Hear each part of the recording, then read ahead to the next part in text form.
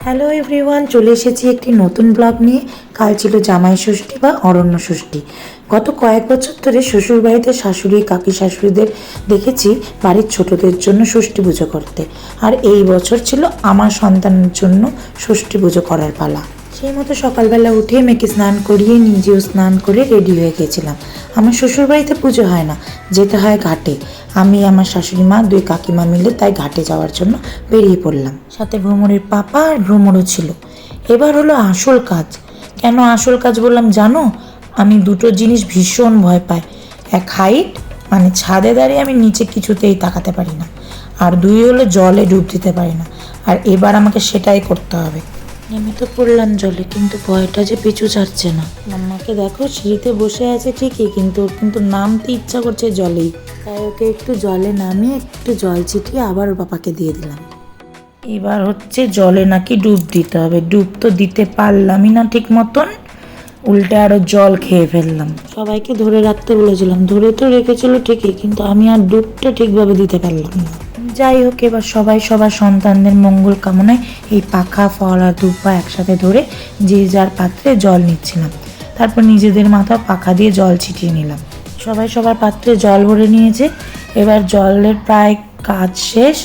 এবার জল থেকে উঠে আসার পালা।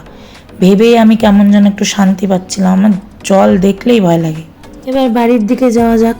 এখানেও একটা নিয়ম আছে, যেতে যেতে নাকি কারোর সাথে আর কোনো কথা বলা যাবে না, একদম বাড়িতে গিয়ে কথা বলতে হবে। আর কি করব, নিয়ম যখন, তাই মুখ বন্ধ করে হাঁটতে শুরু করলাম। যেতে যেতে ভ্রমরের পিমনি, পিসুন আর গুলুগুলির সাথে দেখা হয়ে গেছিল। গুলুগুলির পিমনির মেয়ে, ওরাও এসেছিল ষষ্ঠী করতে ওদের বাড়িতে। মাম্মাকে এবার বসিয়ে নিয়েছি আসনে। মাম্মার এবার প্রথম ষষ্ঠী। পাখা আর দুপুর জলের শার্ট দিয়ে ওর হাতে ফল দিচ্ছিলাম, কিন্তু বারবার আম বলতে বলতে আমটাই নিচ্ছিল, কলাটা আর নেবে না। নিবে কি করে, ওটা তো রোজ খায়। কিন্তু এখন যেটা করছি এটা হলো সবচেয়ে প্রিয় কাজ, প্রদীপের তাপ নেওয়া। এটাও খুব ভালোবাসলে কী হবে, অনবরত হাত পা তো চলছেই। এই যে এক হাতে ষষ্ঠীর সুতো বেঁধে দিচ্ছি, কিন্তু আর এক হাত ক্রমাগত চলেই যাচ্ছে। এবার আমার বাকি তিনজন ছানাপোনাদের ষষ্ঠী দেওয়ার পালা। ওরা একটু দেরি করে এসেছিল দেখে সবাইকে একসাথে বসিয়ে তারপর দিচ্ছি। আমার গুলোবুড়িটাকে দেখো কি সুরসুরি লাগছে, সুরসুরিতে চোখ মুখ বন্ধ করে দিচ্ছিল। জানো, আমাদের বাড়িতে এই দুই মেয়ে প্রায় একসাথে এসেছে। 4 মাসের ছোট বড় ওরা। বাড়িটা পুরো আলো করে দিয়েছে এসে। এবার একে একে আমার পাপান, মানে আমার ভাগনা, আর আমার সোনামা, মানে আমার ভাগ্নিকে পাখার জলের শার্ট দিয়ে হাতে সুতো বেঁধে দিলাম। সত্যি বলতে মা আমি অনেক আগেই হয়েছি।